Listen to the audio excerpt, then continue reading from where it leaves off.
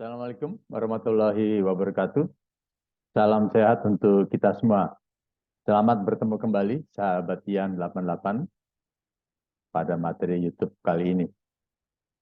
Saya akan menyampaikan materi tentang cedera olahraga yang kadang terjadi saat seseorang berolahraga, apakah bagi pemula maupun seorang atlet yang sudah terlatih sekalipun, atau dapat juga terjadi saat kita melakukan aktivitas fisik sehari-hari.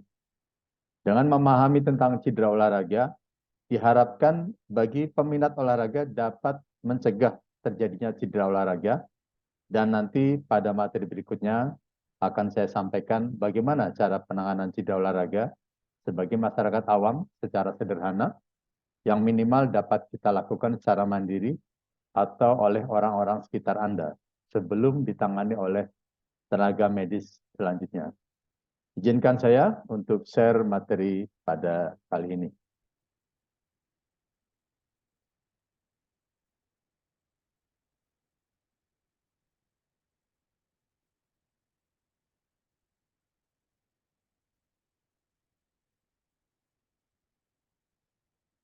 Mudah-mudahan sudah dilihat ya materinya.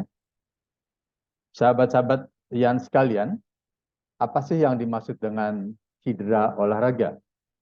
Per definisi, cedera olahraga adalah segala bentuk ruda paksa atau adanya benturan sebagai akibat berolahraga atau beraktivitas baik pada yang berbentuk olahraga prestasi, olahraga kebugaran, maupun juga olahraga kesehatan. Cedera olahraga sendiri terdiri dari dua jenis, yaitu cedera yang berbentuk trauma atau traumatic injury, atau sering karena terjadinya akut, sehingga disebut sebagai acute injury. Dan jenis yang kedua adalah cedera akibat penggunaan fungsinya yang berlebihan, atau posisi yang salah atau kurang ergonomis, sehingga sering disebut sebagai overuse injury, dan biasanya terjadi secara kronik dan dapat berulang. Kedua jenis cedera inilah kita perlu mengenali apakah ini cedera baru atau berulang yang sering terjadinya bersifat akut atau eksaserbasi akut. Untuk cedera akut, kejadiannya bersifat mendadak dengan gejala awal rasa nyeri, biasanya disertai dengan pembengkakan atau bisa juga dengan luka terbuka, dan ini lebih mudah didiagnosis termasuk jika tidak ada komplikasi. Penyebabnya sendiri ada dua, yaitu yang pertama adalah bersifat intrinsik atau dari dalam tubuh sendiri, dan ekstrinsik dari luar tubuh kita. Yang intrinsik misalkan saat seorang pelari cepat biasanya bisa terjadi robekan pada otot paha belakang atau otot hamstring karena kurangnya stretching saat pemanasan.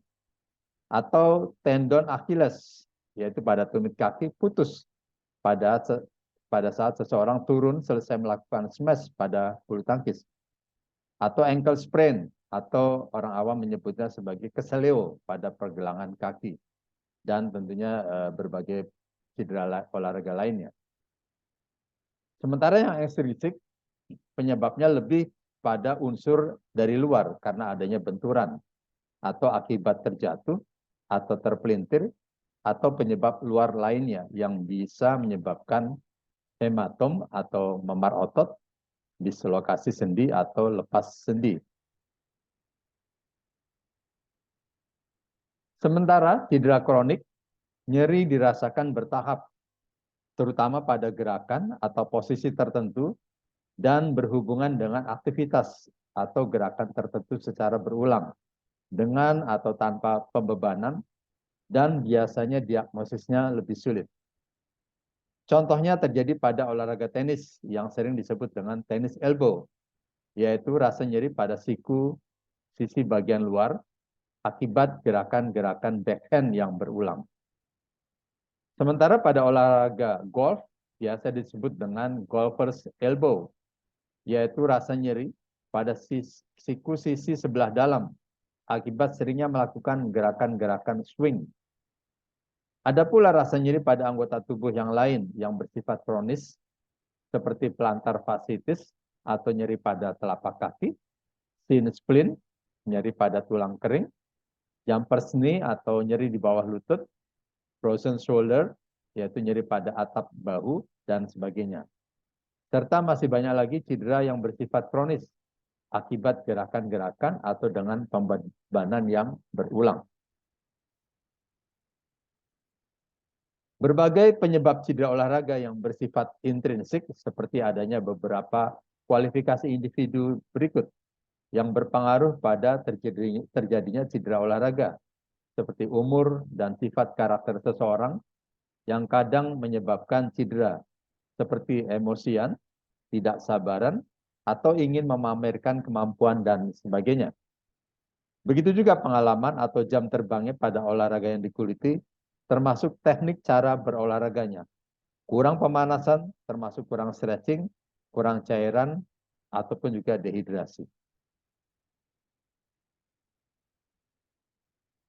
Begitu juga halnya dengan penyebab ekstrinsik atau penyebab dari luar, yaitu faktor fasilitas dan peralatan olahraga, seperti kurangnya perlengkapan latihan, ada tidaknya pengaman atau pelindung, pencahayaan yang kurang, dan sebagainya. Sementara faktor karakteristik olahraga juga sering menimbulkan cedera olahraga, khususnya pada olahraga-olahraga kontak dan pada olahraga yang bersifat individual, yang butuh kekuatan yang cukup untuk mencegah terjadinya cedera. Hal lain sebagai faktor dari luar yang juga sering terjadi adalah faktor lingkungan, yang juga dapat menyebabkan terjadinya cedera, seperti heat stroke, yaitu pada suhu udara yang panas dan kelembaban yang rendah. Misalkan saat beribadah haji, lari maraton, dan sebagainya. Adapun jenis-jenis cedera olahraga dapat dibedakan berdasarkan bagian tubuh mana yang mengalaminya, yaitu pada sistem muskuloskeletal atau otot dan tulang, kemudian juga pada organ-organ bagian dalam tubuh kita, seperti jantung, paru-paru, ginjal, abdomen atau bagian perut kita, dan sebagainya.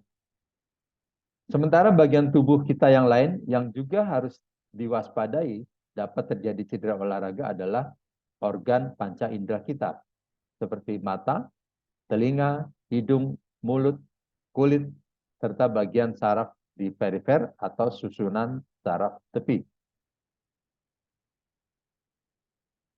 Khusus cedera yang sering terjadi yaitu pada tungkai bawah, bisa karena olahraga atau karena aktivitas fisik.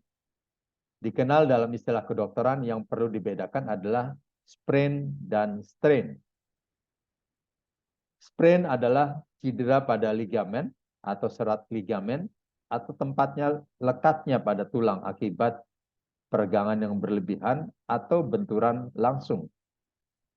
Masyarakat awam sering menyebutnya dengan keseleo, khususnya pada pergelangan kaki, contohnya akibat bermain bola, atau tergelincir saat berjalan dengan sepatu hak tinggi, khususnya pada wanita.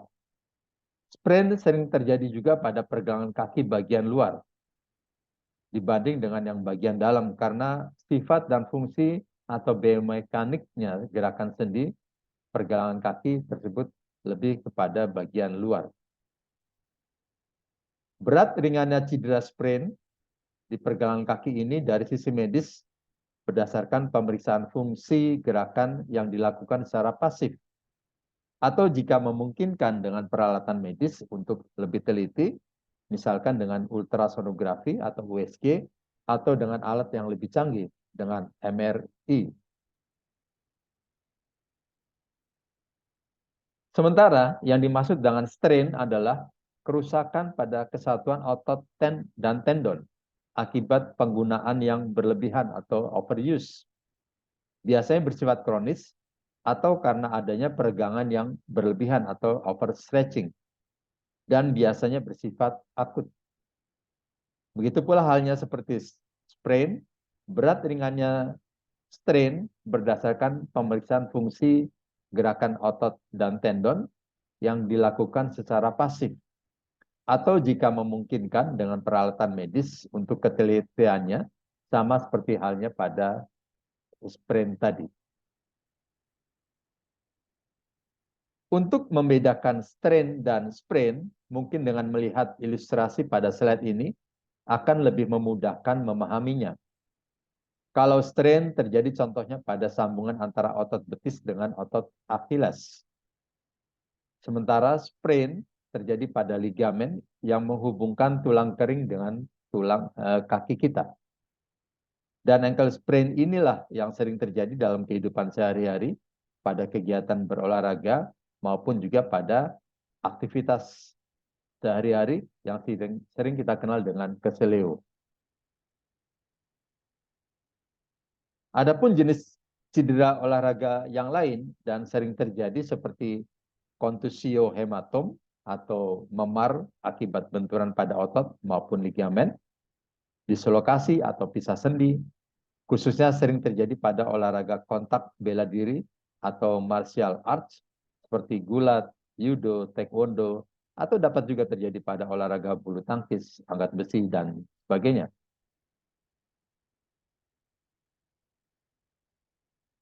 Cedera olahraga lain yang derajatnya lebih berat bisa terjadi berupa patah tulang atau fraktur, dapat bersifat patah tulang tertutup karena tidak adanya hubungan dengan dunia luar, maupun patah tulang terbuka karena adanya hubungan dengan dunia luar atau menembus kulit. Tentunya cedera olahraga jenis ini memerlukan tindakan medis lanjutan. Sementara di lapangan olahraga perlu ditangani dengan benar sehingga bisa meminimalisasi komplikasi dari cedera yang dialami dan memudahkan penanganan selanjutnya. Namun, penanganan cedera olahraga seperti ini akan saya sampaikan pada materi berikutnya. Nah, sahabat-sahabat Ian 88 sekalian, saatnya pada slide berikut saya sampaikan tabel hubungan antara jenis-jenis olahraga yang dilakukan serta jenis-jenis cedera yang terjadi. Mulai dari yang jarang sekali terjadi hingga cedera olahraga yang sering terjadi. Ditandai dengan skor 1 sampai dengan 5. Sehingga dengan memahami tabel ini, kita bisa mencegah terjadinya cedera olahraga.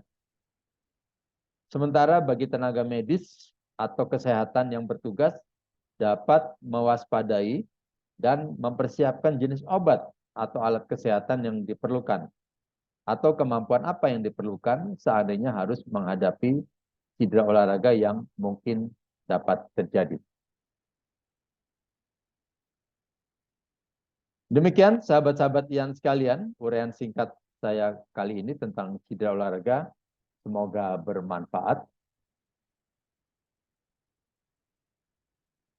Silakan untuk klik subscribe, maupun juga berikan komen, serta share jika sahabat-sahabat anggap bermanfaat bagi keluarga dan orang-orang yang Anda cintai. Sekali lagi, sebaik-baiknya manusia adalah yang dapat bermanfaat bagi orang lain. Terima kasih sahabat, nantikan materi-materi berikutnya. Wabillahi taufik wal hidayah. Wassalamualaikum warahmatullahi wabarakatuh.